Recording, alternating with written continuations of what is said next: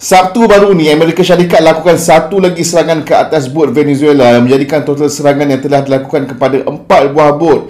Total kematian dicatatkan sebanyak 21 orang. Trump kata Amerika buat macam ni sebab nak mengawal kemasukan drugs ke negara dorang, tetapi tidak ada bukti kukuh pun bahawa bot-bot ini membawa drugs.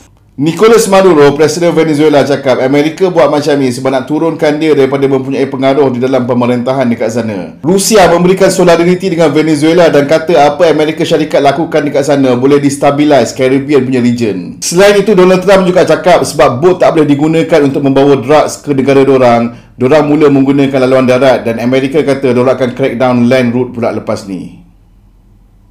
Sabtu baru ni, Amerika Syarikat lakukan satu lagi serangan ke atas bot Venezuela yang menjadikan total serangan yang telah dilakukan kepada 4 buah bot. Total kematian dicatatkan sebanyak 21 orang. Trump kata Amerika buat macam ni sebab nak mengawal kemasukan drugs ke negara dorang, tetapi tidak ada bukti kukuh pun bahawa bot-bot ini membawa drugs.